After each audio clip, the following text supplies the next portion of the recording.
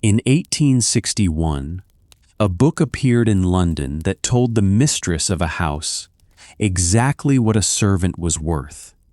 Near the front, before a single recipe, Isabella Beeton set out a table. Down the left, she listed the household in order of rank: house steward at the top, scullery maid at the bottom. Across the top, she put 2 columns. The first column was money. The house steward was worth £40 to £80 a year. The butler, 25 to 50. The maid of all work, 9 to 14. The scullery maid, 5 to 9. The second column is the one that matters. For the men servants it was headed, when found in livery. For the women it read, when an extra allowance is made for tea, sugar, and beer. Wherever Beeton printed both figures, the second one was lower. A footman found in livery took 15 to 25 pounds instead of 20 to 40. The scullery maid dropped from 5 to 9 pounds down to 4 to 8. Read the table the way a household read it, and the arithmetic is plain. The wage was never only the money. The wage was money plus a bed, plus food, plus coal, plus beer, plus in many houses the clothes on the servant's back. Beeton and her readers treated those things as part of the pay, which is why the table docks the cash when the household provides them. The cash was only part of it. The rest was eaten, burned, worn out, or slept in, and it was gone by morning. You cannot save a bed. You cannot bank a dinner. A servant could put away a shilling out of the cash column, and many did. The part of her pay that actually kept her alive left nothing behind it. That is this entire story compressed into one printed grid. A working life paid substantially in things that cannot be stored, ending in a body that cannot work. If you would rather hear these households told from the wage books and the poor law returns than from the drawing room, subscribe, and I will keep opening the door under the stairs. Start with the smaller half, the money, because it is the part we can count. 9 to 14 pounds a year for a maid of all work. Beeton also told her readers what kind of household kept one. About 1,000 pounds a year, she wrote, supported a cook, an upper housemaid, a nursemaid, an under housemaid, and a manservant. About 500 pounds a year bought a cook, a housemaid, and a nursemaid. About 300 pounds a year got you a maid of all work and a nursemaid. And about 200 or 150 pounds a year got you a maid of all work, with a girl in occasionally. Set those two numbers beside each other. A family living on 150 pounds a year, which was the bottom rung of the servant-keeping class, paid its one servant somewhere between 9 and 14 pounds. Roughly a tenth of what came into the house, and sometimes less, went to the person who cleaned every room in it. At the other end, a nobleman running the full establishment in Beeton's table paid his house steward 80 pounds and his scullery maid 5. The gap inside the servants' hall was wider than the gap between a modest clerk and his maid. The money came quarterly in most houses, sometimes half-yearly, occasionally once a year. It came in coin, into a hand, from a person. There was no slip, no ledger the servant kept, no account she could point to. If the mistress was short that quarter, the servant waited, and the money was not clear. Out of the cash column came things the household expected her to provide for herself: her boots, her print dresses for the morning, and her black for the afternoon, her caps and aprons in many places, though not in all. The box she arrived with and would leave with. Postage home. If she was a lady's maid, she was expected to dress to a standard that reflected on her mistress, which is why ladies' maids at 12 to 25 pounds were often no better off than housemaids at 12 to 20. Then there were the deductions nobody wrote down. Breakages came out of wages in a great many houses, and a servant who broke something good could lose weeks of pay for it. So the spendable margin at the bottom of the table was not £9 a year. It was whatever survived the boots and the breakages. And for a girl of 15 in her first place, that could be a few shillings a quarter. There was a ladder in that table, and whether a servant ended her life in a cottage or a workhouse depended more on where she stood on it than on anything she did. Look at the two ends. A housekeeper took 20 to 45 pounds a year, or 18 to 40 if her tea and sugar were found. A butler took 25 to 50. A valet took the same. A cook in a good house took 14 to 30. And at the bottom, the scullery maid took 5 to 9 pounds. The under housemaid 8 to 12. The nursemaid 8 to 12. And the maid of all work 9 to 14. The top of the servants' hall was paid 5 to 8 times what the bottom of it was paid, and the difference was not just in the coin. Upper servants had no rent to find, exactly like the lower servants, but they had a surplus.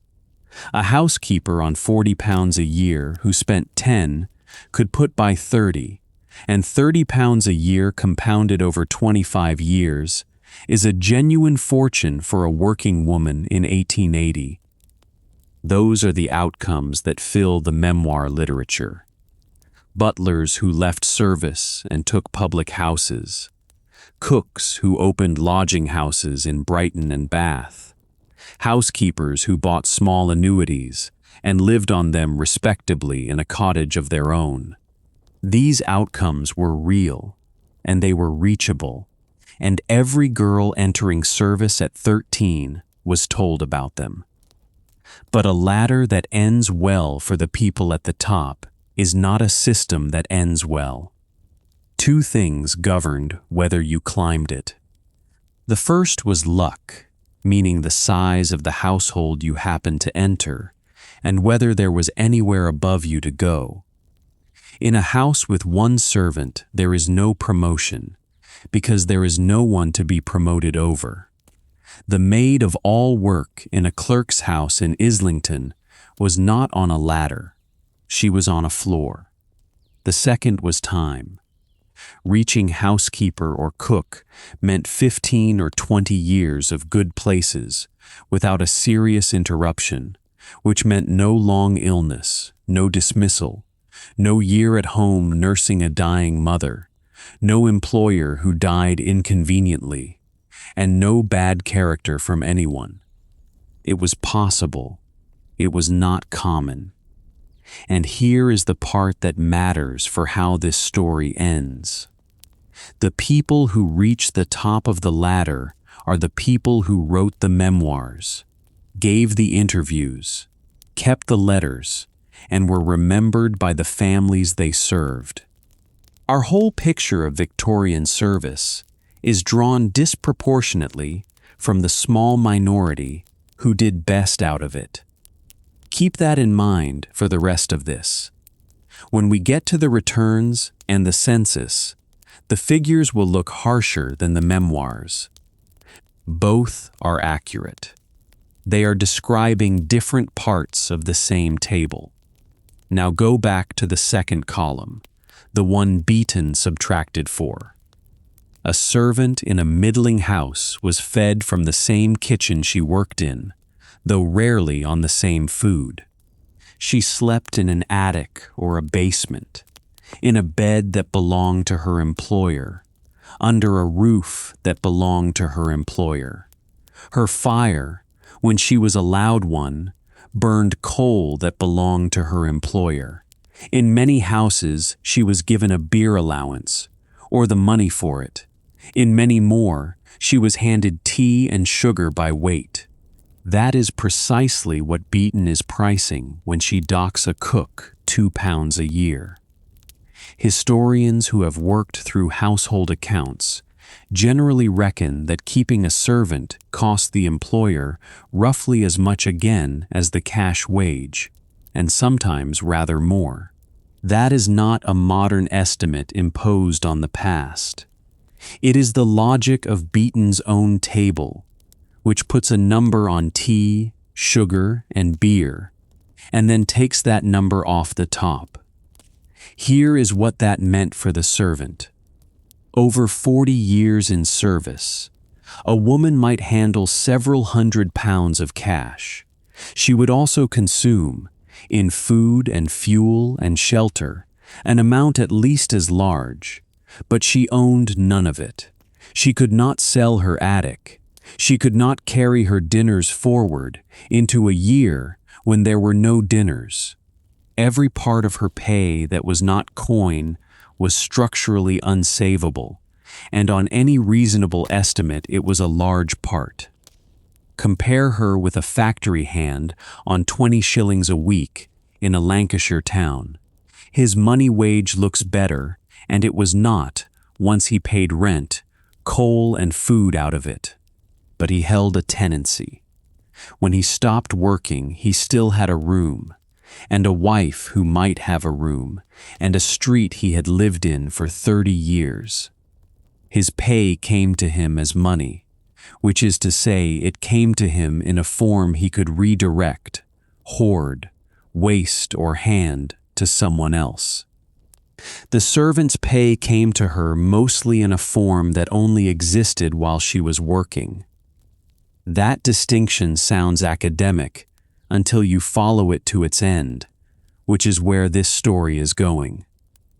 Consider what living in actually did to a life. A servant who lived in did not have a home somewhere else. The house was the home. When a maid was dismissed, or when a family gave up its establishment, or when a widow closed the London house and went to a daughter in Bath, the servant lost her income and her address in the same hour. There was no notice period that solved this. A month's warning was common in good houses, and a month's wages in lieu was the usual alternative, and neither of them produced a room. This is why servants' registry offices, servants' homes, and servants' lodging houses existed in every large town. They were not welfare in any modern sense. They were a market response to a workforce that was periodically homeless by design. Living in did something else. It removed the boundary between the hours she was paid for and the hours she was not. A housemaid in a small house was in the building for all 24 hours, and the household's claim on her did not stop when the family went to bed. It stopped when the last person was seen to, and it tended to keep her single. Live-in service was, with few exceptions, work for unmarried women, and marriage normally ended a woman's place. A woman who stayed in service therefore stayed unmarried, and a woman who stayed unmarried had no husband's earnings and no children to fall back on when she was 70. The two exits from service were marriage and collapse. The women who took the first exit left the trade in their 20s. The women who did not take it stayed and aged inside a system that had no provision for them once they aged. That is not sentiment. That is the shape of the census. It is worth being clear how early the clock started. Girls went into service young, commonly at 12 or 13, and in the earlier part of the century at 10, and sometimes younger still. Hannah Cullwick, born in Shifnal in Shropshire in 1833, went into service at 8 years old. She kept diaries for nearly 20 years, and they survive, which is why we know the texture of a lower servant's day at all. She died in 1909 at the age of 76. Hold those two dates for a moment, 1833 and 1909, because they bracket exactly the span this story covers. A girl who started at 12 had given the trade 33 years by the time she was 45, and 48 years by the time she was 60. In any other Victorian occupation, that length of service produced something. A time-served compositor had a union. A miner had a lodge and a fund. A soldier of that era who served out his 21 years came under a published royal warrant, the terms revised in 1829, which set out what service and disability were worth. It was assessed by a board rather than granted automatically, but it was written down. A woman with 48 years in service had a box, some clothes, whatever coin was in the box, and the goodwill of the last family who employed her. The scale is worth stopping on, because it changes what kind of story this is. In 1891, the census of England and Wales counted 1,386,167 women returned as indoor domestic servants, together with 58,527 men, for a total of 1,444,694 people living and working inside other people's houses. Domestic service was the largest single kind of paid work for women in the country, and it stayed that way until the First World War. That is not a servant class at the edges of Victorian life. That is one of the largest workforces in the world's richest economy, larger than coal, larger than the railways, spread out 1 and 2 and 5 at a time, across hundreds of thousands of separate front doors. And that dispersal is the point. A cotton mill with 800 hands under one roof could be inspected, unionized, struck and legislated. 1,400,000 servants in hundreds of thousands of separate kitchens could not be. There was no shop floor. There was no gate. Every single employment relationship in the trade was a private arrangement between one woman and one household, and the only witness to it was usually the two of them. Factory acts named the industries they covered. Domestic service was not one of them. Mines and workshops got inspectors. Nobody inspected a kitchen. There is a picture in most people's heads when they hear the word servant, and it is the wrong picture. It has 30 people in it, a green baize door, a butler, and a servants' hall at supper. Go back to Beeton's own scale of incomes and you can see how rare that house was. The full establishment in her table, every rank from house steward down to stable boy, belonged to a wealthy nobleman, and she says so plainly. At £1,000 a year you got 5 servants. At 500 you got 3. At 300 you got 2. At 200 or £150 a year, which is where the enormous new middle class of clerks, shopkeepers, dissenting ministers, and small manufacturers actually lived, you got one. One girl, a maid of all work. That is the true center of this trade, and it is worth being exact about what it meant for her. She had no servants' hall, because 2 people are not a hall. She had no housekeeper standing between her and the mistress, and no butler to appeal to. There was no upper servant to teach her the work, so she learned it by being scolded for getting it wrong. She had nobody in the house to talk to on her own level, which in a large establishment was the thing that made service bearable. And she was working for the employer with the least money and the greatest need to squeeze.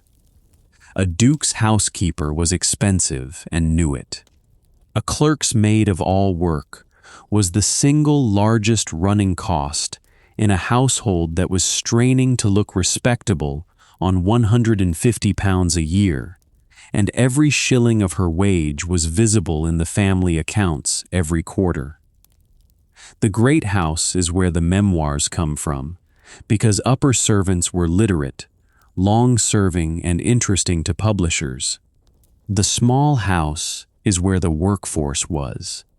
When we get to the end of this story and start counting who ended up where, it will matter enormously that most Victorian servants never worked in a building with a servants' hall in it at all. So the largest working population of Victorian women worked in the one setting that Victorian law was built not to enter. And what they built up over 40 years of that work was not a pension, a tenancy, a union card, or a claim. It was a reputation held in other people's memories. We will come back to that reputation because it turns out to be the most valuable thing most of them ever owned, and the easiest thing to lose. First, the obvious question: could she not simply save? The machinery existed, and it was built partly for her. In 1861, the same year as Beeton's table, the Palmerston government created the Post Office Savings Bank. It was the first system of its kind in the world. Its purpose was to let people with very small sums deposit them safely, at interest, with the government standing behind repayment. It worked because it used a counter they could already reach. Banks in 1861 sat in cities and served men with capital. There was a post office in villages that had no bank at all. During the parliamentary debate on the bill, it was said of the existing savings banks that 9/10 of their depositors were domestic servants and clerks, and only 1/10 belonged to what was usually meant by the working classes. That is a claim made in argument rather than a measured return, and it should be held loosely. But the argument only works if servants were already understood as the archetypal small saver. Everybody in the chamber knew who was putting away shillings. So yes, she could save. Some saved seriously. An upper servant on £40 or £50 a year with no rent to find could accumulate real money, and upper servants did, which is how butlers ended up keeping public houses, and cooks ended up running lodging houses. But run the numbers at the bottom of the table, where most of the workforce actually was. A maid of all work on £12 a year who managed to put by £2 annually, which would be an exceptional rate of thrift after boots and breakages, has £60 after 30 years of it. At the 5 shillings a week that the Treasury would later set deliberately below subsistence, £60 is under 5 years of living. And that assumes 30 unbroken years. It assumes no illness, no gap between places, no dismissal, no family at home asking for help, and no year when the household simply did not pay on time. Every one of those was common. There was one more root, and it mattered for men more than women. Friendly societies, sick clubs and burial clubs let working people pool small weekly payments against illness and funeral costs. Seabohm Rowntree, walking York in 1899, put his finger on the trap in a single line. Those in what he called primary poverty, he wrote, cannot save, nor can they join a sick club or a trade union, because they cannot pay the necessary subscriptions. The people who most needed the insurance were the people who could not afford the premium. That is true of the maid of all work in 1861, and it is true of the scullery maid in 1901. So the picture at the end of Act 1 is not a story about cruelty. It is a story about a structure. A servant was paid in two currencies. One of them was money, and it was small, and it was assessed against a household income perhaps 10 times larger. The other was food, warmth, shelter, and clothing, and it was worth more than the money, and it could not be saved, sold, moved, inherited, or converted into anything at all. It existed only while she was working, and it belonged to someone else. Meanwhile, the job took her home, her marriage prospects, and her hours. What it gave back was a place inside a house that was not hers, on terms that were not written down, in a trade no inspector visited. Under those conditions, there was only one asset she could build, and only one thing that decided whether she ate at 45 or starved at 45. Not her savings, not her skill, not her years, her character. And in Victorian service, a character was not a quality. It was a document. It was controlled entirely by the person she worked for, and there was no law on earth that said she was entitled to one. Every trade in Victorian England had some way of proving what you could do. A carpenter had his indentures. A doctor had his name on a register after 1858. An engine driver had a service record with a company that kept books. A servant had a character. The word did not mean what it means now. A character was a specific thing, produced at a specific moment, by a specific person. When a servant left a place and went after another, the new mistress would write to the old one, or call on her, and ask what the girl was like. Honest, clean, sober, early riser, good with children, or not. Sometimes the answer came back as a letter the servant carried in her box. Very often it did not. Very often it went directly from one lady to another, in a drawing room or by the second post, and the servant never saw a word of it. She simply found out afterward whether she had the place. That is the mechanism. Now look at who controlled it. Mrs. Beeton devotes a numbered paragraph to it, and the paragraph is more revealing than she intended. In giving a character, she writes, it is scarcely necessary to say that the mistress should be guided by a sense of strict justice. It is not fair for one lady to recommend to another a servant she would not keep herself. And then, at the end, this. It is hardly necessary to remark, on the other hand, that no angry feelings on the part of a mistress towards her late servant should ever be allowed, in the slightest degree, to influence her, so far as to induce her to disparage her maid's character. Read that last sentence again and ask why it needed writing. Beeton is not describing a rare abuse. She is issuing a standing instruction to a national readership of mistresses. Do not take revenge on a departing servant through the one channel that decides whether she eats. You do not warn a national readership against a thing nobody does. Advice literature is generally written against something, and this line is written against a practice its author expected her readers to recognize. And notice what her instruction is not. It is not a rule. It is not a right. It has no enforcement behind it, no appeal, no penalty, and no one to complain to.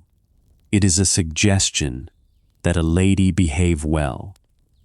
The law had reached the character long before Beeton did, and it is worth seeing what the law actually did with it. In 1792, Parliament passed an act on servants' characters. It came after a petition from residents of London and Westminster who were worried about a run of house burglaries in which thieves had talked their way in through the servants' entrance using references that were forged. So the act was written. It made it an offense to invent a character. Specifically, it caught anyone who impersonated an employer or a member of an employer's family in order to hand out a false reference for a servant.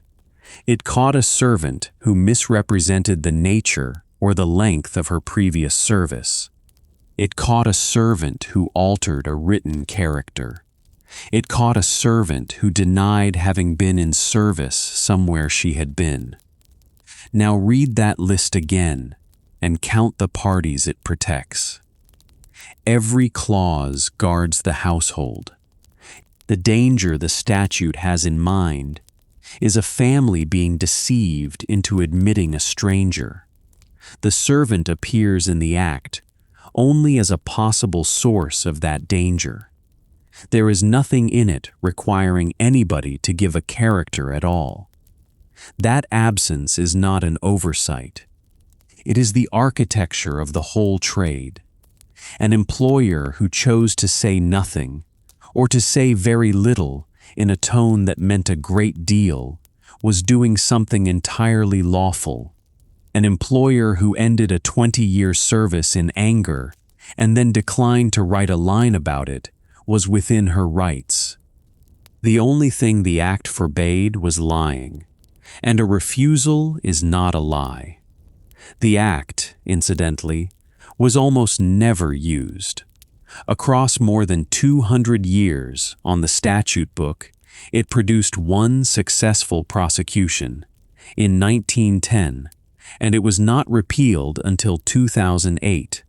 That single case, as it happens, was brought against an employer who gave a false character rather than against a servant.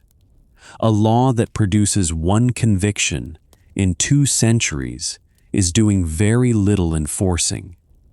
What it does record is who Parliament thought was at risk when it sat down to write. To understand why nobody thought this needed fixing, you have to hear how the household described itself, and the best place to hear it is the first sentence Beeton wrote. As with the commander of an army, she begins, or the leader of any enterprise, so is it with the mistress of a house. Her spirit will be seen through the whole establishment. That is the frame. Not a firm, not a workplace, a command.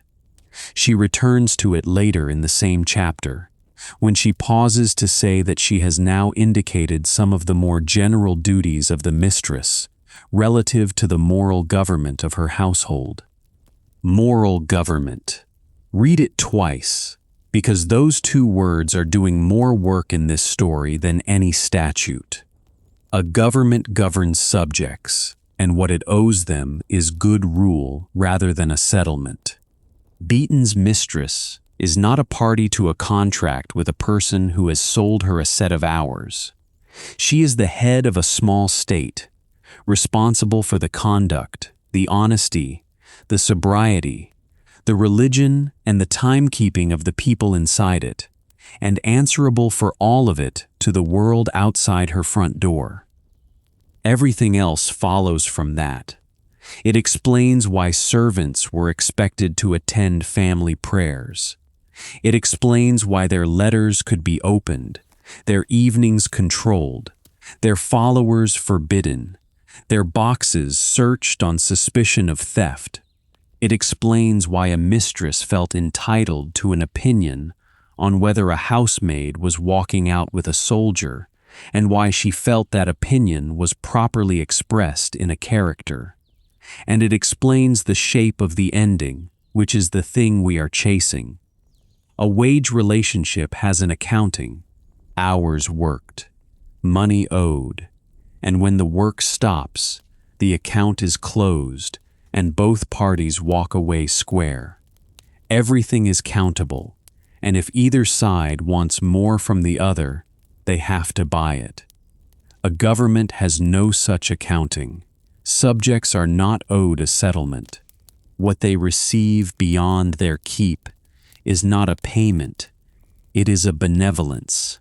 And benevolence is by definition something the giver chooses. So when a servant of 40 years' standing was given a cottage, or 20 pounds in a will, or a bed in the back room until she died, the household understood itself to be doing something admirable. It was. And in exactly the same motion, the household understood that it could have done nothing at all and still been within its rights. Every good outcome in this trade was a kindness, which means every bad outcome was simply the absence of one, and nobody was answerable for an absence. You can see the same logic in the language. Employers spoke of servants leaving, going, being sent away, of a girl who did not suit. They spoke of a place, not a job, of a character, not a record, of keeping a servant, in the same construction used for keeping a carriage. The vocabulary has no word in it for severance, because there was nothing to sever. There is a wider legal frame around all of this, and the name of it is worth saying out loud, because Victorians used it without blinking, and we have stopped hearing it. The relationship was called master and servant, not employer and employee. That was the actual legal category, and it applied up and down the economy, to the plowman, the mill hand, the shop assistant, and the housemaid alike. What the law of that name did with the two sides is the thing to notice. Under the Act of 1823, a worker who broke his contract could be brought before a magistrate and sent to prison for up to 3 months, in some cases with hard labor. Leaving early counted, absence counted, refusing the work counted. A master who broke the same contract, who failed to pay the wages or turned a man off without notice, could be sued in a civil court for money and nothing else. One side of the bargain was enforced with a cell. The other was enforced with a bill. Parliament narrowed this in 1867, taking away the magistrate's power to imprison as a first punishment, and then repealed the whole penal structure with the Employers and Workmen Act, which took effect on the first day of September in 1875.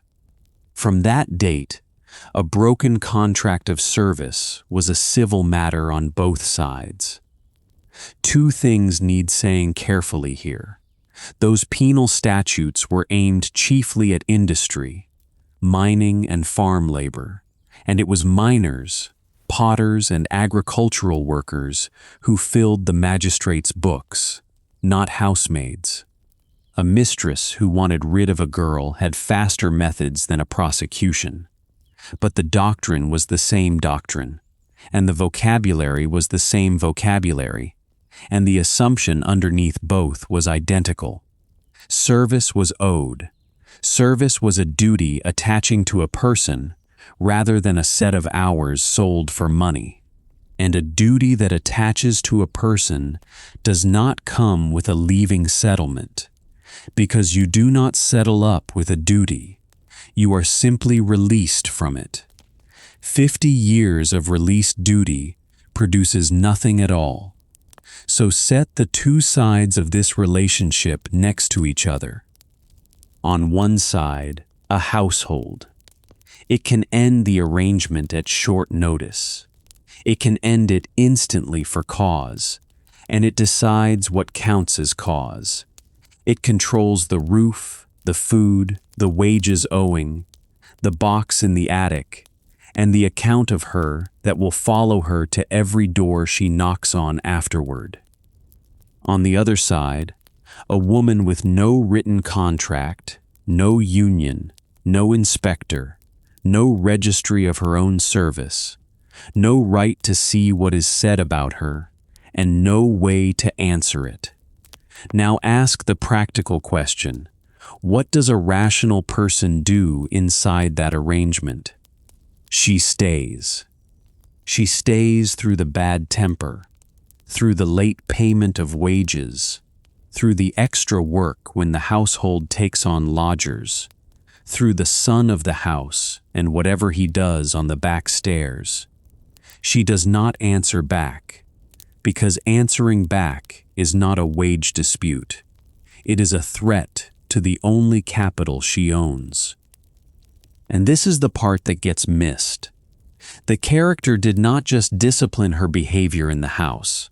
It disciplined her entire working life, because the value of a character rose with the length and quality of the service behind it, which meant that the longer she stayed, the more she had to lose by leaving badly. At 19, a girl could walk out of a bad place and find another within the month. At 49, she could not. She had one account of herself, built over 30 years, held in the memory of a handful of families, and if the last of those families died, or moved, or turned against her, the account went with them. The asset was real. It was also unrecorded, untransferable, and mortal. It is worth being concrete about what a servant actually owned at any point in this, because the answer is startling. She owned her box. That is not a figure of speech. A servant's box was a wooden trunk, and it held everything she had: her clothes, her boots, her Sunday things, her sewing, letters from home if she could read them, a Bible in many cases, sometimes a photograph after the 1860s made photographs cheap. If she had saved any money and had not put it in the post office, it was in the box. The box moved with her from place to place, and it was the entire visible estate of a woman who might be handling another family's silver every day of her working life. Everything else in her surroundings belonged to somebody else: the bed, the sheets, the chair, the candle.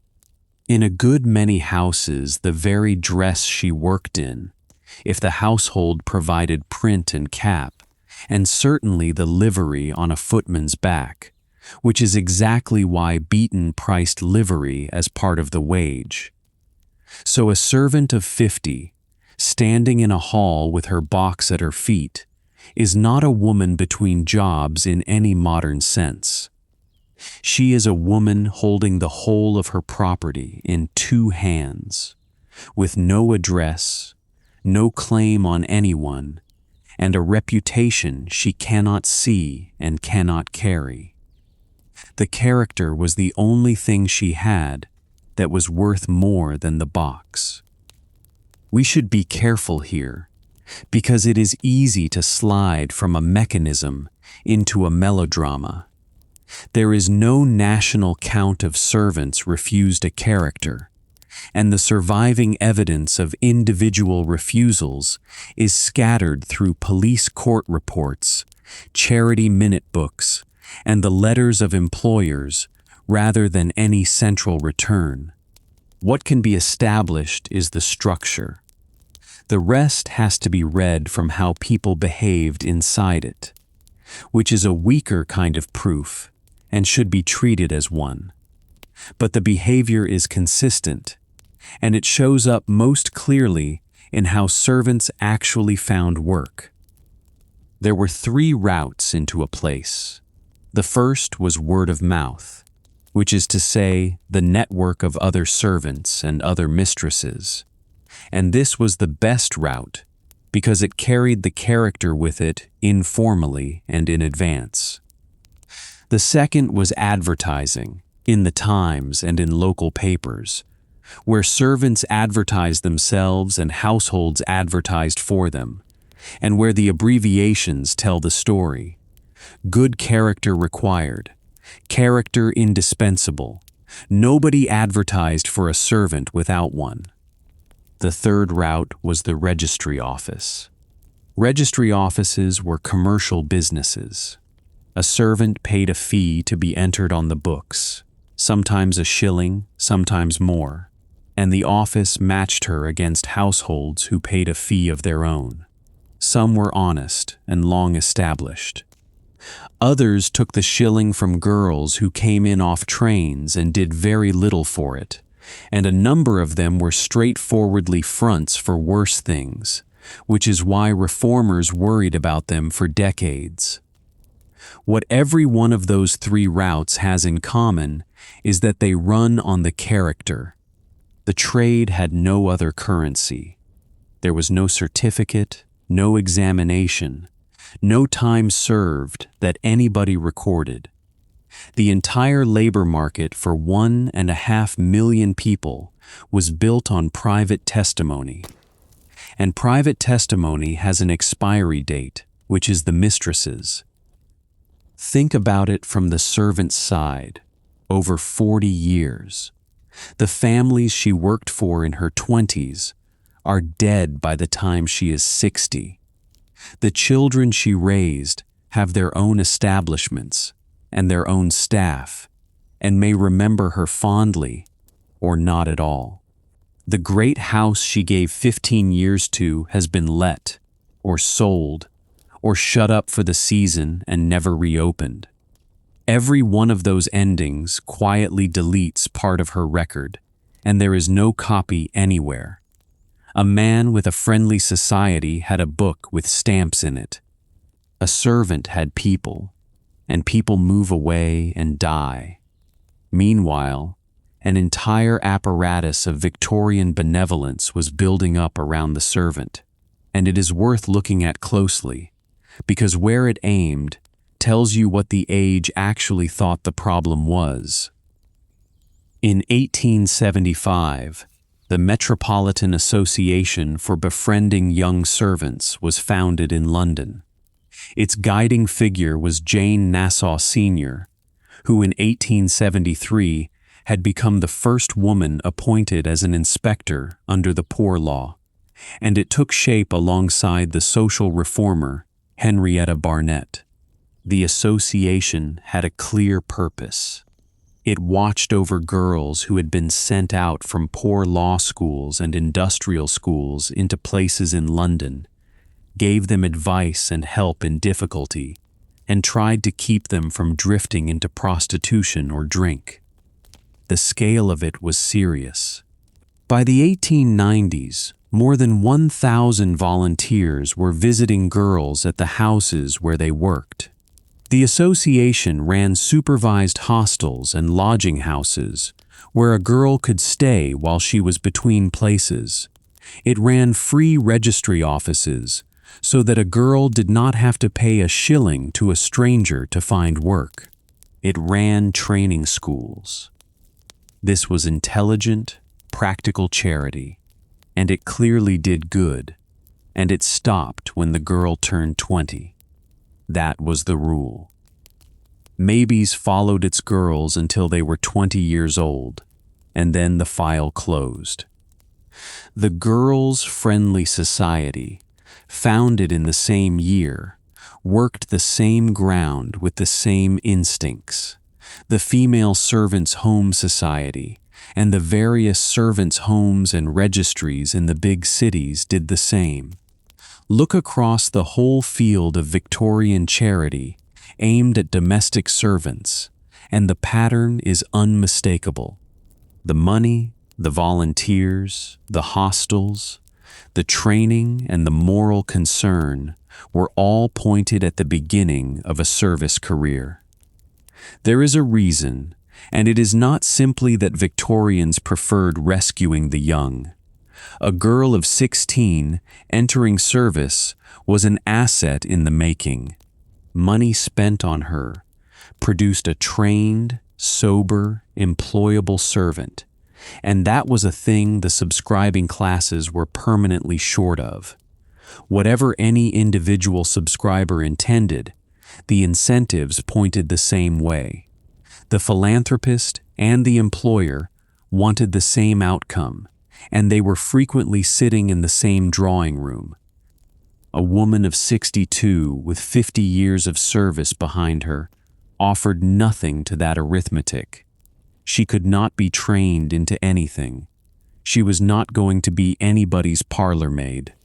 Money spent on her was money spent, and it bought no servant for anyone. So the charitable machinery that surrounded the trade was built around the entrance and had almost nothing at the exit. That is the second hinge of this story, and it locks into the first. In Act 1, a servant was paid in two currencies, one small and countable, the other larger and impossible to save. In this act, the one asset she could actually build across a lifetime turns out to be a reputation held privately by other people, protected by no law, granted at will, and dying with the memories that held it. Put those together, and you can already see the shape of what is coming. Here is a workforce of 1.5 million, mostly women, mostly unmarried, mostly living in other people's houses, with no savings that survive a bad decade, no home of their own, no children to take them in, no trade body, no pension, and one asset that stops working the moment they are too old to be employed. Nothing in that arrangement fails while she is strong. Everything in it fails at once when she is not. Which brings us to the only remaining question, and it is the one this whole episode is built to answer. What actually happened in the year her back went, or her eyes went, or the family she had served for 30 years died and the house was sold? Not what the age said about faithful old retainers, what the returns show. Nobody in a Victorian house retired. The word is wrong for what happened, and using it hides the thing we are trying to see. There was no age at which service ended. There was no date, no ceremony, no last day. What there was instead was a slow negotiation between a body and a set of tasks, and the tasks did not move. Consider what the work actually required. A housemaid carried coal upstairs, several times a day, in a scuttle that weighed what it weighed, whether she was 20 or 58. A laundry maid stood over a copper and wrung sheets by hand, which destroys shoulders. A cook was on stone floors from before 6 in the morning. A lady's maid did fine sewing and fine mending by candle and gaslight, which is work that ends when the eyes go, and eyes go early when you have done close work by bad light for 30 years. Nothing about those tasks could be scaled down. A house needed its coal upstairs. If a woman could no longer take it up, the household did not redesign the house. It found a woman who could. So the question was rarely when a servant chose to stop. In most cases, it was when a household decided she was no longer worth her keep. And the keep, remember, was a large part of what she was paid. That last point deserves a moment, because of the mathematics of living in.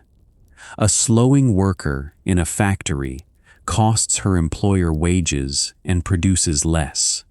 A slowing servant in a house costs wages plus food plus fuel plus a bed that could hold somebody useful. On the face of the arrangement, her decline was the more expensive of the two, and the person doing that sum saw her every day. The pattern shows up in the national figures for men, which are the ones we can count. In 1881, 74.4% of men aged 65 or over were still in the workforce. By 1901, that had fallen to 60.6%. Even at the end of the century, 3 men in 5 over the age of 65 were still working, because the alternative was nothing. People did not retire. People stopped. There is no equivalent series for women, because the census counted women's work badly and counted the casual work of older women worst of all. A widow of 70 taking in washing for 3 households was frequently returned as having no occupation. The figures we do have almost certainly understate how long women went on earning, which matters later in this story. And when a servant stopped, there were exactly 4 doors in front of her: the employer, charity, the poor law, her family. This act is about what was actually behind each of them, in order, with the numbers. Start with the employer, because that is the door the age like to talk about. The picture is a real one. On landed estates, there was a genuine tradition of keeping old servants on. A butler or housekeeper of long standing might be given a cottage on the estate and a small allowance for life. Some received a lump sum in a will that set them up in a small business, a shop, a lodging house, a public house. Some simply stayed on in a reduced role that everyone understood to be charity, dressed as work. None of that is a myth. It happened, and it was meant kindly, and for the people it reached, it was the difference between an old age and a catastrophe. But look at what such an arrangement required, and you can see why it could not scale. It required an employer with land, because a cottage has to exist. It required continuity, because a pension paid out of an estate depends on the estate still being there and the family still feeling the obligation in the next generation. It required the servant to have served long enough and high enough to be personally known to the family.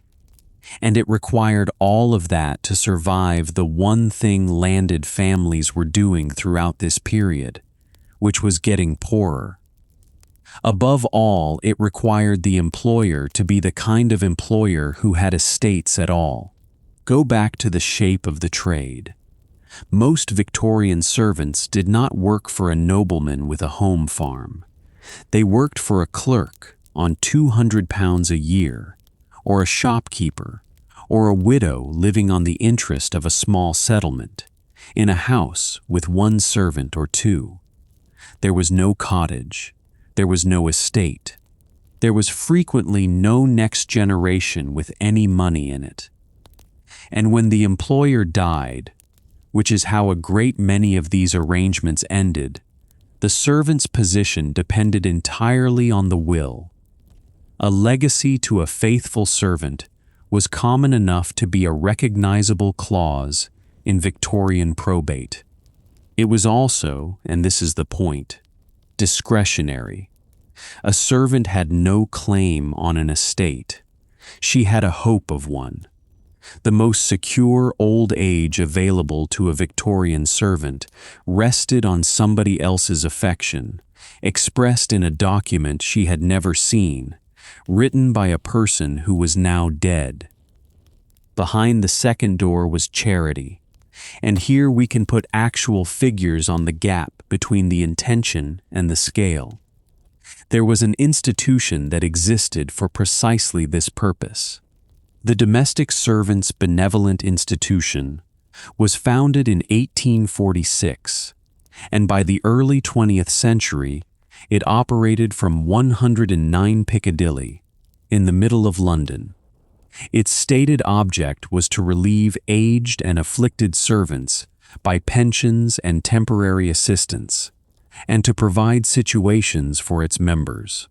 That is exactly the right charity for this problem. Pensions for the old, help in a crisis, and a way back into work for those who could still take it.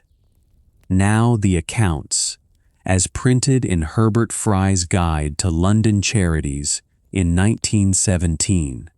That year, the institution took in £1,399 on its general fund and £2,230 on its trust fund. Out of that, it gave £939 in pensions from the general fund, £204 from trust funds, and £12 in temporary relief. Hold that figure, £939 in a year. Set it against a workforce that the 1891 census had put at 1,444,694 people.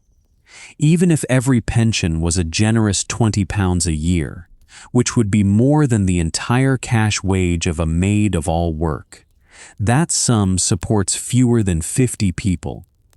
Set it against a trade of $1.5 million. This was not a failure of the institution. It was a small charity, doing careful work with the money it had.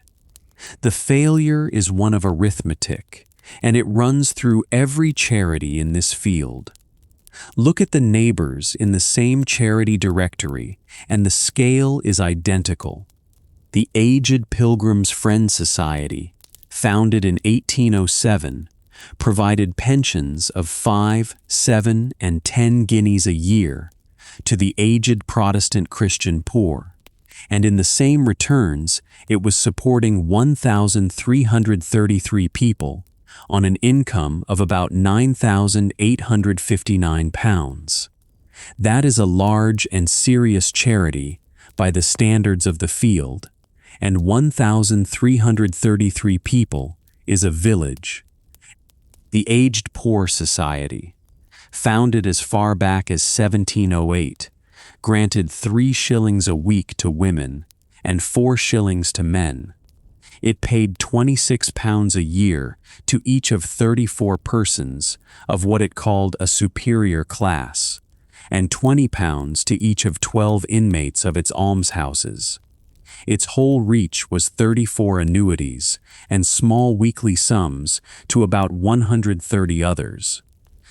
In 1863, the United Kingdom Beneficent Association was founded to do something similar for a particular kind of applicant.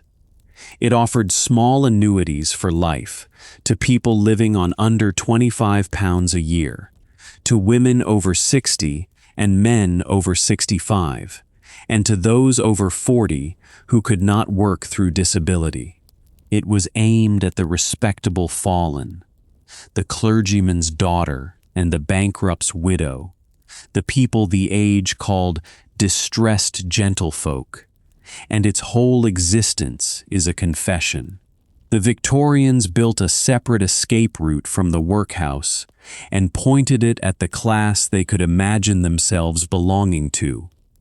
Add the servants' homes, the parish almshouses, the trade societies, and the church funds, and the picture does not change. Every one of these bodies helped real people and helped them meaningfully. Together they could hold a few thousand at a time. The trade had 1.5 million in it. So charity was not a system. Charity was a lottery, with very good odds of losing. It was run by subscribers, who chose their winners on evidence of good character, sobriety, and thrift. Which brings us straight back to the one asset she could not see and could not carry. There is one voice from inside the trade worth listening to on this. and it belongs to a man who spent 57 years in service before he wrote any of it down. Eric Horne was a butler. He worked for members of the nobility and the gentry from the middle of the Victorian period through to the years after the First World War, and in 1923 he published an account of it. He was an observant man, reasonably well educated for his position, and by the time he wrote, he had nothing left to lose by being honest. The passage that matters here is his account of what happened to men like him at the end. His argument was blunt. A butler who lost his place, particularly in the years after the war, was likely to finish in the poorhouse. Employers did not, as a rule, provide pensions. Servants could rarely save enough to live on. Those two facts together, in his account, were the ordinary end of a career in service, and he had watched it happen to men he knew. Horne himself was one of the fortunate ones. He retired after the war with a small pension from a former employer. Notice the word small, and notice the phrase from a former employer. Not from a fund, not from a scheme, not from a right. One man, out of an entire profession, had been given something by somebody who chose to give it, and that made him lucky enough that he mentioned it. And note where in the hierarchy this testimony comes from. Horne was a butler. He stood at the top of the male service ladder, on wages Beeton priced at 25 to 50 pounds a year. He had the best chance of anyone below stairs of putting money by. And he worked in the great houses, where the habit of looking after old retainers was strongest. If that was the view from the top of the servants' hall, the view from the scullery needs no elaboration. There is a general lesson in Horne's book, and it is one to hold on to whenever a memoir is used as evidence. The servants who wrote memoirs were, almost by definition, the ones who survived to write them. They were literate, they were senior, they had long careers with families worth writing about, and a publisher thought their lives were interesting. Every one of those filters selects for a good outcome. The scullery maid, who went into the Norwich workhouse in 1881, did not publish anything. So when the memoir literature of domestic service sounds warmer than the poor law returns, that is not because the returns are exaggerating. It is because the people who could still speak at the end were the ones the system had happened to spare. Behind the third door was the poor law, and this is where most of them actually went. The framework was the Poor Law Amendment Act of 1834, which grouped the parishes of England and Wales into some 600 unions. Around 320 new union workhouses had been built by 1841 and 520 by 1870.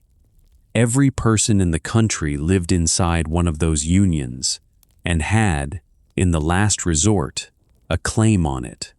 That is the crucial thing to understand about the poor law, and it is why it fills the rest of this story. It was not charity. It was not discretionary, in the way a legacy was discretionary. It was a legal obligation on a local authority to relieve destitution, funded by a rate levied on property. A woman with nothing had a right to apply, and somebody had a duty to decide.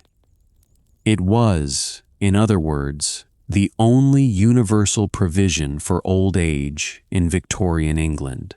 It was the pension, and it came in two forms.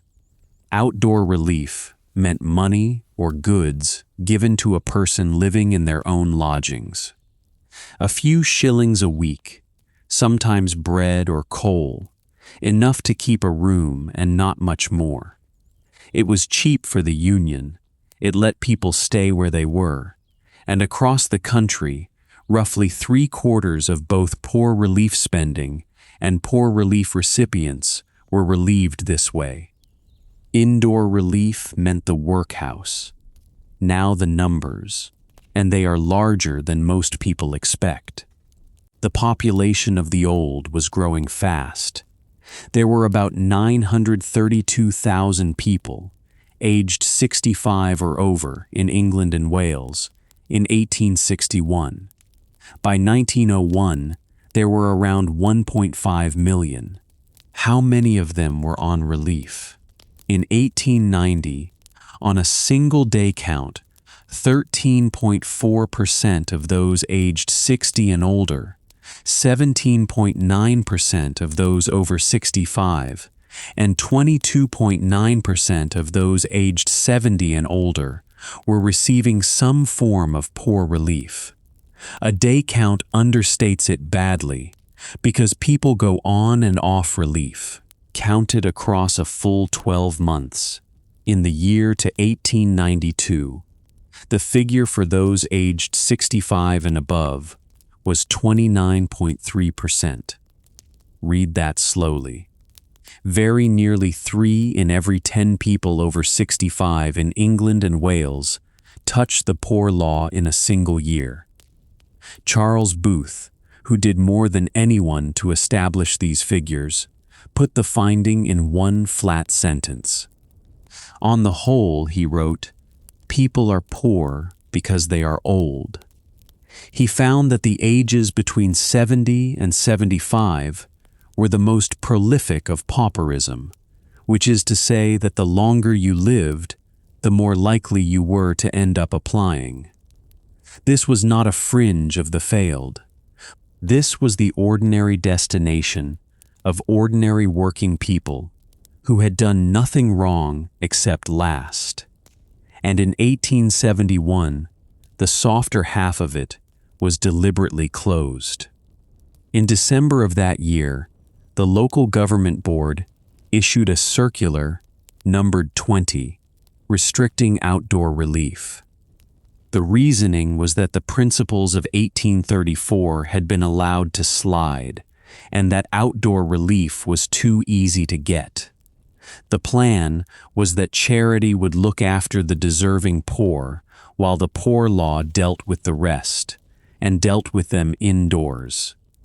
Historians call it the crusade against out-relief, and the effect on the old was severe. Between 1871 and 1893, the number of people aged 65 and over receiving outdoor relief fell by 37% nationally. In the places where the crusade was pressed hardest, which were London, Liverpool, Manchester, Salford, and Birmingham, Booth measured a fall of 68%. Relieving officers were instructed to look harder at applicants. Kin, and in some unions even close friends, were pursued for maintenance contributions before relief would be granted. The share of all paupers relieved indoors rather than outdoors rose from between 12 and 15% in the mid-1860s to 20% in the 1880s and to 30% by the early 1900s. And the increase was greatest for the elderly in every region. The door that let an old woman keep her own room was being narrowed, on purpose, by people who believed they were improving her character, which leaves the workhouse. The numbers here are stark, and they are not disputed. In 1851, there were around 114,000 indoor paupers in England and Wales. By 1911, there were 275,000. The buildings filled, and as they filled, they changed shape. In 1851, people aged 60 and above made up 26.5% of workhouse inmates. By 1901, they made up 51.0%. In the wider population of the 1880s, people over 60 were about 7.4% of everyone alive. That is the single most important statistic in this episode. By the turn of the century, a Victorian workhouse was, more than anything else, a place where old people lived. The pattern was there from the beginning, and it sharpened. In Hertfordshire in 1851, those aged 60 or over were 29.9% of workhouse inmates, and only 7.7% of the county's population. In York in 1899, when Seabohm Rowntree came to count, 48.8% of the inmates of the city workhouse were aged 65 or above. Those aged 65 or older went from about 1 in 3 workhouse residents in London in 1851 to 1 in 2, and from about 1 in 7 in the rest of the country to 1 in 3. The institution, built in 1834 to deter the idle, able-bodied man, had become, within 2 generations, an old people's home that nobody called an old people's home. And the old knew exactly what it was. Booth, writing in 1894, put it plainly. "The aversion to the house," he wrote, "is almost universal, and almost any amount of suffering and privation will be endured by the people rather than go into it." It is worth being exact about what she was refusing, because the horror of the workhouse was not mainly about food or cold. By the 1890s, many workhouses were better heated and better fed than the rooms their inmates came from, and the medical wards were often the only nursing available to the poor at all. What the house took was everything that made her a person with a life. On admission, she was separated by sex, which meant that a couple who had been married for 45 years were put in different parts of the building. She was classified, washed, and put into the house clothing. Her own clothes were taken and stored.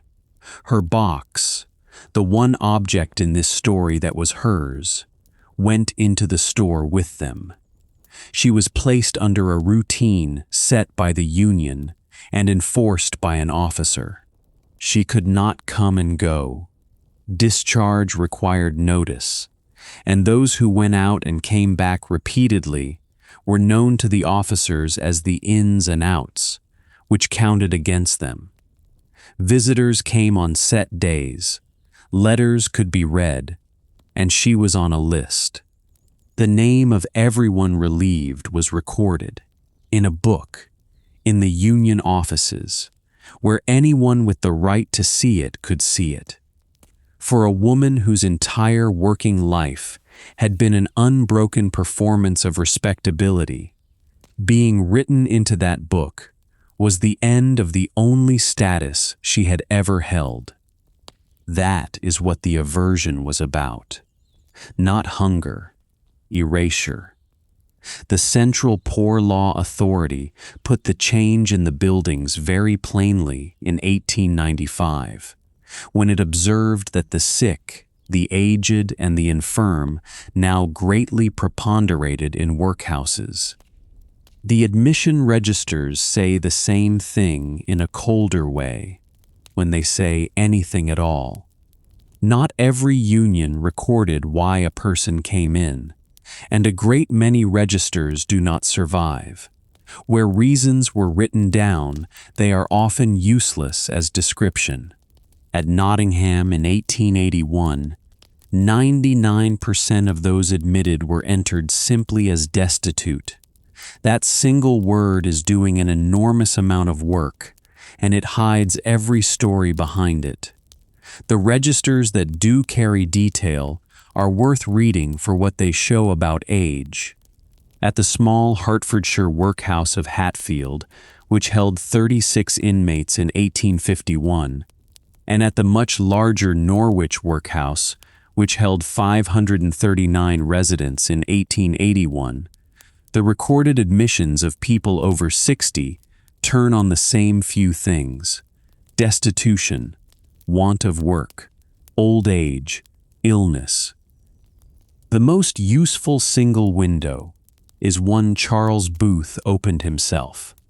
For the year ending on the 30th of April 1889, the relieving officer of Poplar Union, a Mr. J. Jones, assembled the cases of inmates at the Bromley Workhouse in Stepney, which was classified as an institution for the infirm, and Booth published them.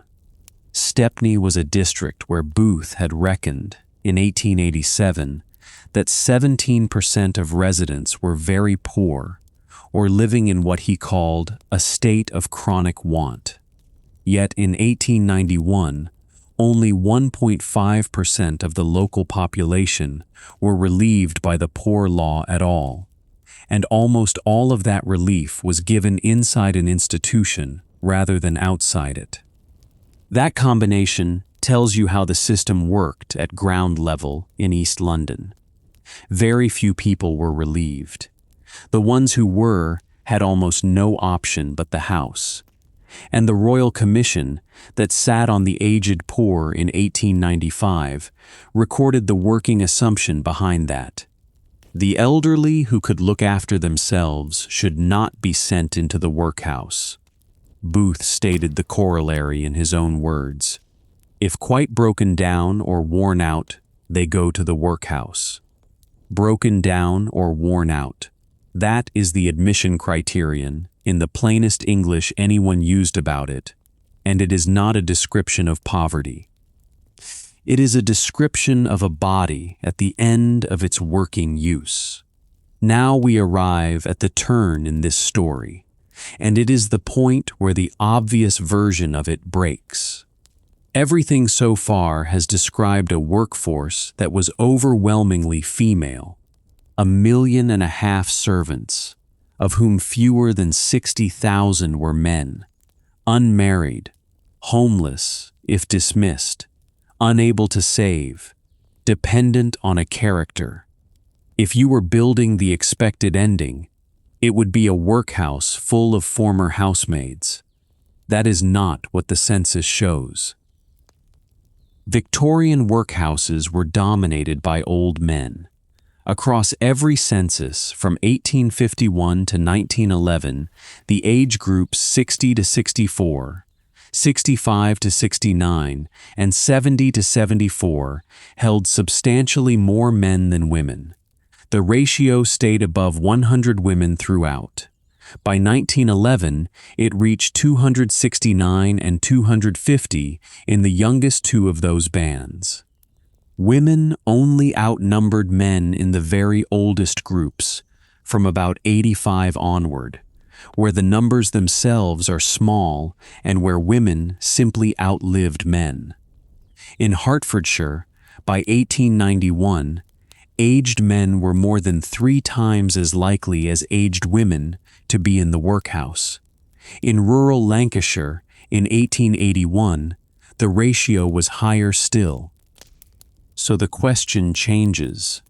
Not why did old servants end up in the workhouse, but why, so often, did they not? The answer is the most interesting thing in this whole story, and it turns on what an old woman could still sell.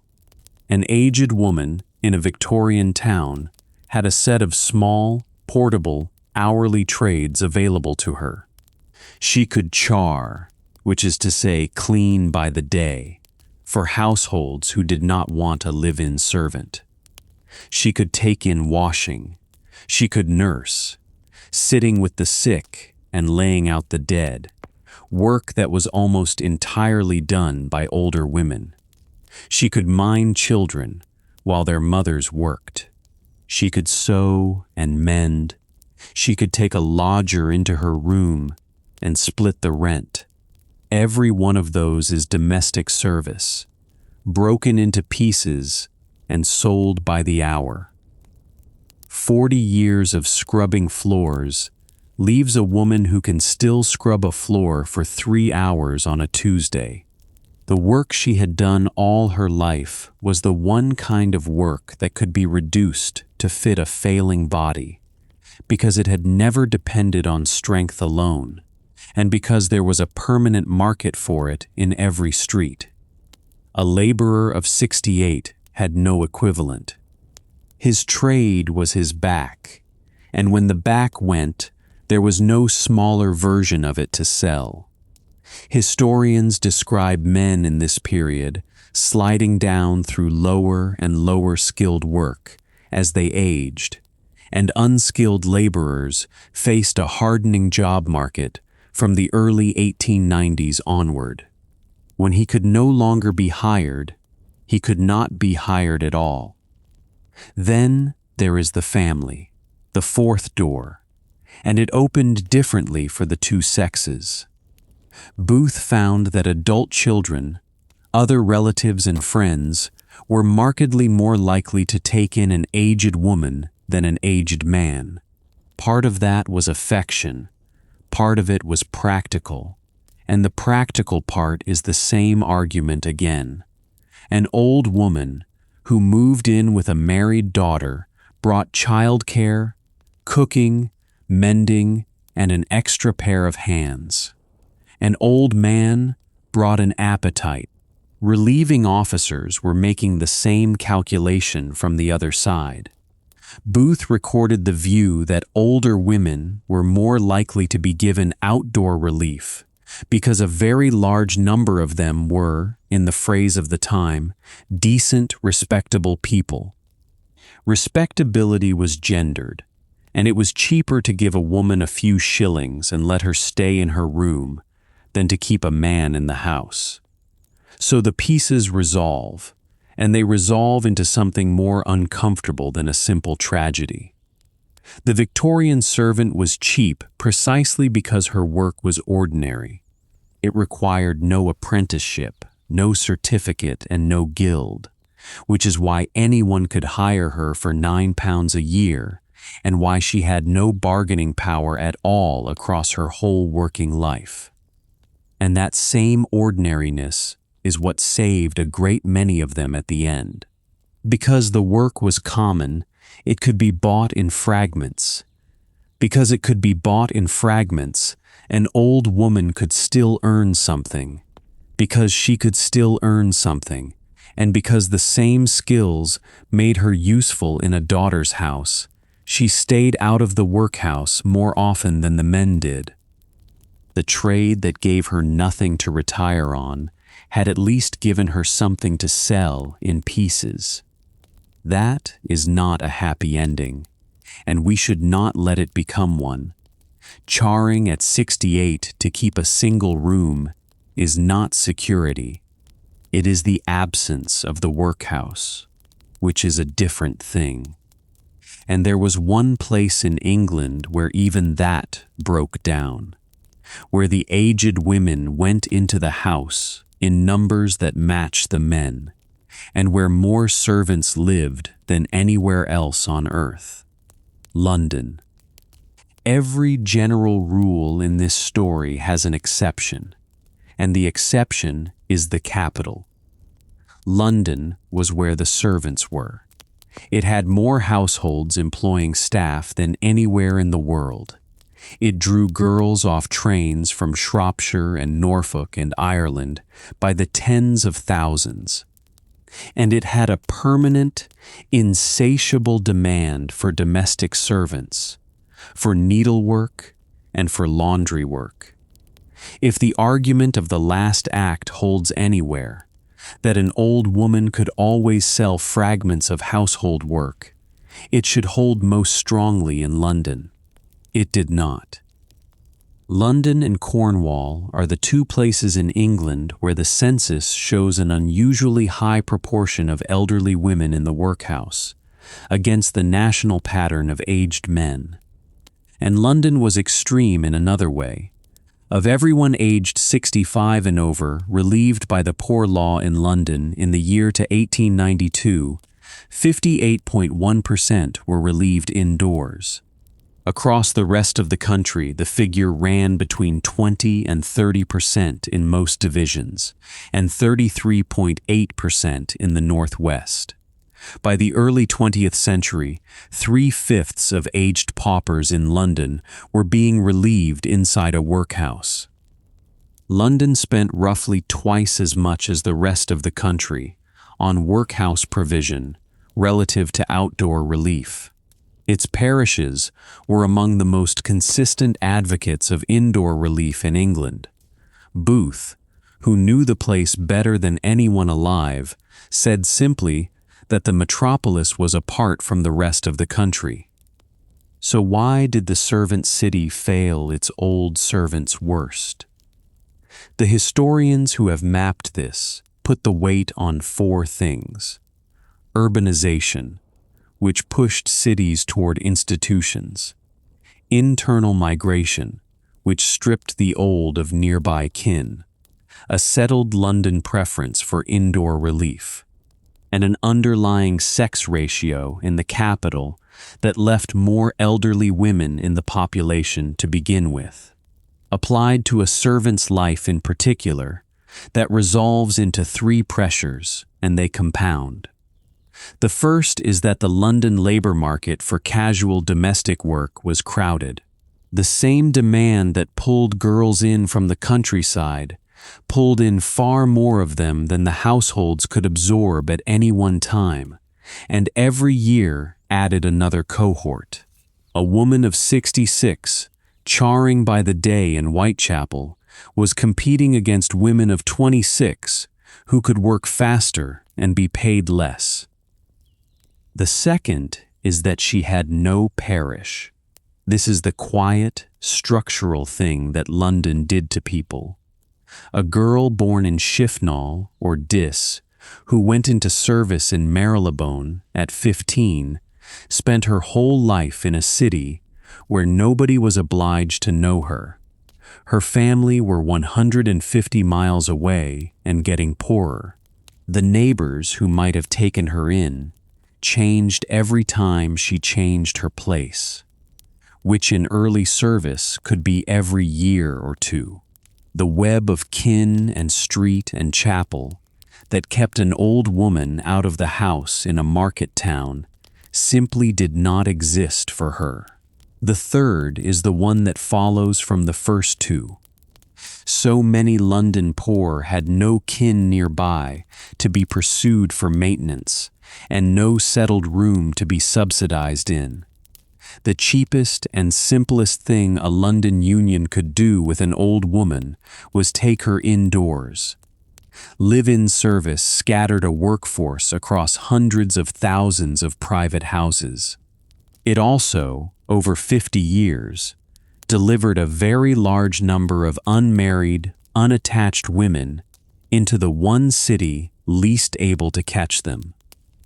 There is a document from 1896 that closes the circle of this story so precisely that it is worth quoting carefully.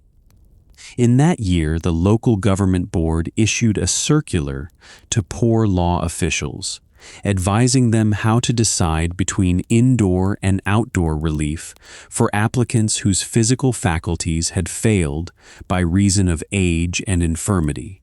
Relief outside the workhouse, it said, should be allocated only to those who were shown to have been of good character, thrifty according to their opportunities, and generally independent in early life. Good character. She was asked for a character at 15 to get her first place. She was asked for a character at 30, and at 45 at every door she knocked on for 40 years.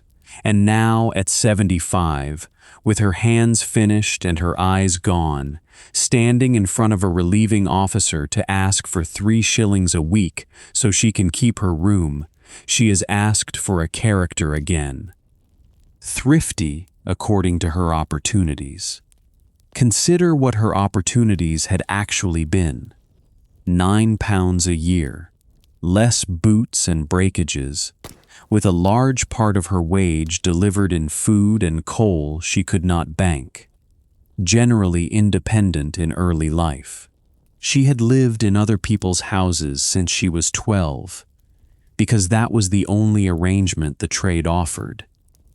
The test that had governed her working life followed her to the end of it, and it was set by a board with no idea it was asking a woman to prove she had been thrifty out of a wage built to leave nothing over. That is not a sentimental point. It is the same mechanism running twice on the same person, 60 years apart, and it explains why so many of the aged poor did not apply at all until they had no choice. And then, quite suddenly in the 1890s, this stopped being invisible. The reason was partly the crusade against outdoor relief. Unions started refusing old people the few shillings a week that had kept them in their own rooms. The results were public, and they were ugly, and they were happening while working people's living standards were generally rising. Poverty in old age stopped looking like a permanent feature of the world and started looking like a problem with a shape. Charles Booth is the pivot. His survey of the aged poor in 1894 counted what had actually happened, and his flat, unemphatic sentences did more damage to the old assumptions than any amount of campaigning. People are poor because they are old. The ages of 70 to 75 are the most prolific of pauperism. The aversion to the house is almost universal. In 1890, and again at the Royal Commission on the Aged Poor in 1895, the official age for the category was set at 65 and above. Before 1890, no age-related statistics on pauperism were collected at all, which is worth pausing on. For 56 years after the Poor Law Amendment Act, the state ran a relief system for the destitute without recording how old the destitute were. Seabohm Rowntree walked York in 1899 and turned the same lens on a single city. He found that illness or old age of the chief wage earner accounted for 5.11% of those in what he called primary poverty, and he wrote the sentence that indicts the entire self-help apparatus of the age. Those in primary poverty cannot save, nor can they join a sick club or a trade union because they cannot pay the necessary subscriptions. By 1900, the argument was effectively over. Everyone who had looked at the evidence agreed on three things. A large fraction of respectable working people ended their lives destitute. They could not have prevented it by thrift, and the poor law was the only thing standing between them and nothing. What was left was the question of what to do, and the answer arrived in 1908. The Old Age Pensions Act was, by later standards, an extremely modest thing. It paid 5 shillings a week. It began at the age of 70. The full amount went to those with an income below £21 a year, and it fell away on a sliding scale for incomes between £21 and £31 10 shillings. It carried disqualifications based on character, and it was not available to anyone who had been on poor relief after the first day of January 1908, a restriction that was not lifted until 1911. Every one of those limits was deliberate, and each one tells you something. The age of 70 was set by the Treasury because relatively few people lived that long, which made the cost bearable. That is not a cynical reading. That is the arithmetic behind the number. The 5 shillings was set low on the explicit understanding that it was not enough to live on. The idea was that a pension of that size would supplement savings or help from relatives rather than replace them. It was designed to top up a life that had gone reasonably well, not to carry a life that had gone badly. The character clauses meant it was aimed, in a phrase that fits it exactly, at the very old, the very poor, and the very respectable. And then there is the detail that matters most for our story, and it is the one that looks smallest. The pension was paid at the post office. That choice was made specifically to separate the pension from the poor law, not at the union offices, not from a relieving officer, not in a building people cross the road to avoid. It was handed over a counter in a shop, in the same room where people bought stamps, by a clerk who did not know or care why you were there. Think about what that meant for a woman who had spent 60 years being assessed. Every shilling she had ever received in her life had come to her from a person who had formed a view of her. The mistress who paid her wages quarterly and could withhold them and would decide what to say about her afterward. The charity subscriber who chose which applicants deserved an annuity. The relieving officer weighing whether she had been thrifty according to her opportunities. At the post office counter, nobody formed a view. She had reached 70 and her income was under the limit, so the money was hers. And there is a small, exact irony in the address. The Post Office Savings Bank had been created in 1861, the very year of Beeton's wage table, to take the shillings of small savers. It had been argued for in Parliament on the grounds that domestic servants were the small savers everyone had in mind. That counter had spent 47 years accepting whatever a servant could spare out of a wage that left almost nothing to spare. In 1909, the same counter started paying out. The first payments were made on the first morning of January 1909, and the shape of what arrived is the thing to look at. On that first day, 490,000 people were paid the pension. Of those, 62.6% were women, and about 94% qualified for the full 5 shillings, which meant their income was below £21 a year, not near the threshold, under it. Read those 3 figures together, and you have the answer this episode has been walking toward. Nearly 500,000 people over the age of 70 in Britain were living on less than £21 a year. On the comparison historians of the period draw, that is about 2.5 times the number the poor law had been relieving. The state had been running a relief system for 74 years and had been counting, all that time, not the number of old people who were destitute, but the number who were willing to go and be seen asking. Take away the officer, the questions, the record book and the shame. Put the money on a shop counter, and the true figure walked in on the first morning. Nearly 2/3 of them were women.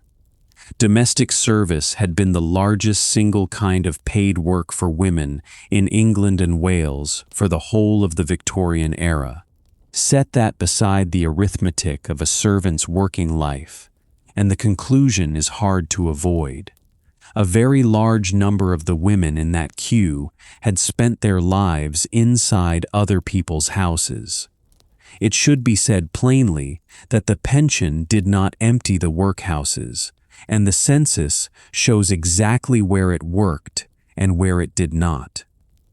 Between 1901 and 1911, the proportion of the elderly in workhouses fell, and it fell most visibly in London, where the ratios dropped in almost every union. That is the pension doing its job. Money at 70 kept people in their own rooms, but it only reached people who were 70.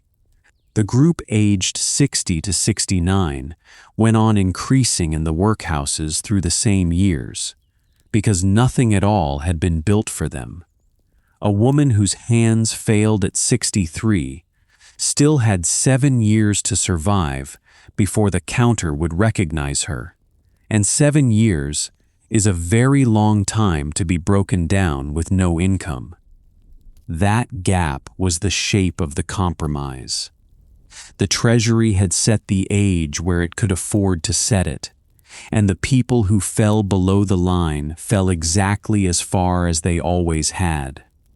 That is the answer to what happened to servants who grew too old to work, and it is not a single answer, because it was never a single fate. A small number were kept on by employers who could afford to keep them in a cottage or a back bedroom, and those are the ones the memoirs record and the country houses still show you. A few thousand at any one time were carried by charity, which chose them for their characters and could never have carried more. Some married out in their 20s and took their chances in a working-class household where old age was hard but shared. A great many, probably the largest group of all, went on working in fragments, charring, washing, nursing, minding children, in single rooms, into their 70s. They were kept out of the workhouse by the very ordinariness of the skills that had made them cheap. And some went into the house, more of them in London than anywhere else, more of them than the memoirs admit and fewer than the men, into a building where their box went into the store and their name went into the book. Then in 1909, the survivors of all of that, the ones who had reached 70, queued at a post office. There is one woman we can follow all the way through this, and the dates are worth setting down in order. Hannah Cullwick was born in Shifnal, in Shropshire, in 1833. She went into service at 8 years old. She worked as a maid of all work and as a lower servant for decades, in the hardest and dirtiest jobs the trade had, and between 1854 and 1873 she kept diaries, 17 of them, describing her days in detail. That is why we know anything at all about what her kind of work felt like from the inside. Almost nobody at her level in the household wrote things down, and almost nothing that was written down survived. Cullwick's diaries survived because of her long and very strange relationship with Arthur Munby, a barrister who spent his life studying the lives of working women, and whom she married in secret in 1873 after 18 years. They separated 4 years later. He kept visiting her until she died. She spent her last years back in Shropshire, and she died at Shifnal on the 9th of July, 1909, at the age of 76. Look at that date against the other one. The first old age pensions in Britain were paid over post office counters on the first morning of January 1909. Hannah Cullwick was 75 that morning, 5 years past the qualifying age. She turned 76 in May and died in July. Whether she ever collected the 5 shillings is not something the record settles, and it should not be claimed either way. What can be said is the timing, and the timing is the whole of Victorian service in one life. A girl went into another family's house in 1841, when the new poor law was 7 years old and the workhouses were still being built. She worked. She kept no rights and accrued no pension, because there were none to accrue.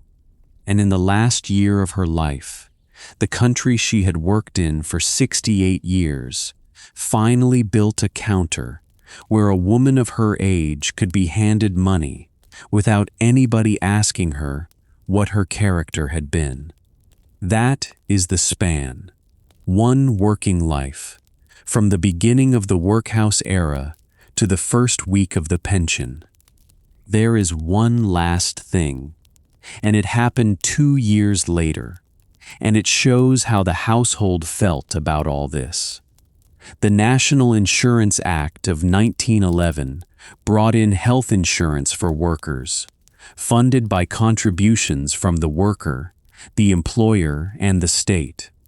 Domestic servants were included, which meant that for the first time, a woman who kept a maid was legally an employer, with an employer's duty, and that duty took the physical form of a card that had to be stamped every week.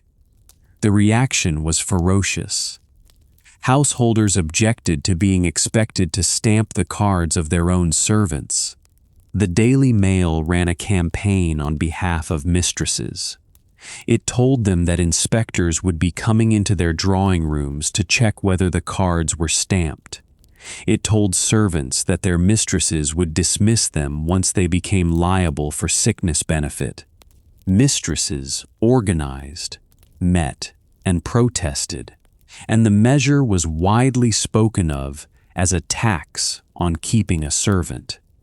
Asquith, the Prime Minister, watched the campaign and remarked that the insurance bill was not an electioneering asset. Look closely at what was actually being resisted. Not the money. The sums were small. What the campaign objected to was the idea that a mistress and a maid were in an employment at all, the same legal kind as a mill and a mill hand, with duties running both ways and a written record to prove it. For 80 years, the trade had run on the opposite principle. The relationship was personal. What the servant received beyond her wages was a kindness rather than a right. What she took away at the end was whatever her employer chose to give her, and no more. A stamped card is the exact opposite of a character. It is a record the worker holds, that accumulates, that does not depend on anyone's good opinion, and that no amount of anger on the part of a mistress can erase. That is why the campaign was so loud, and that is where this story ends.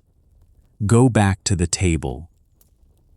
In 1861, Isabella Beeton printed 2 columns.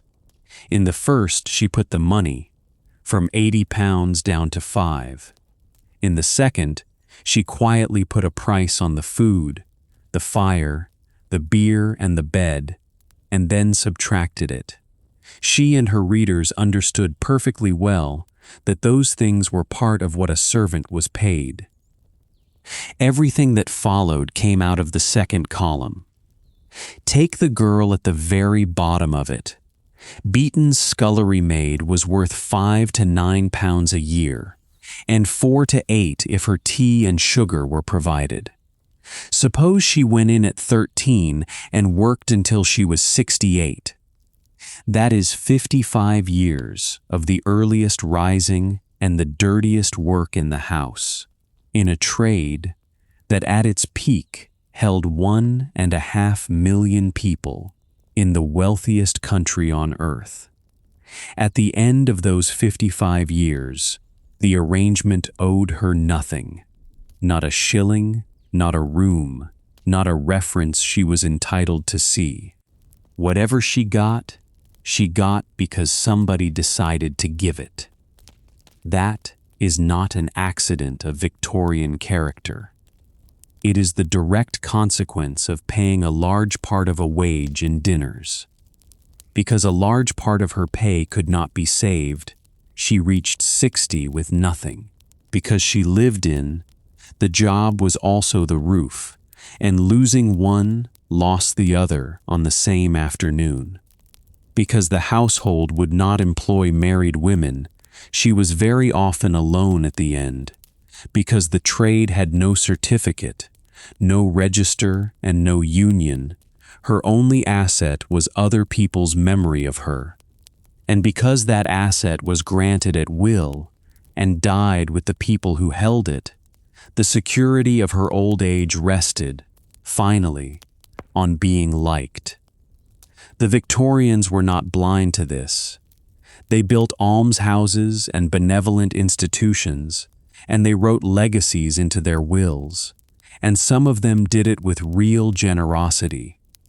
But a system that pays 1.5 million people largely in board and lodging cannot be repaired by a charity that distributes £939 in a year.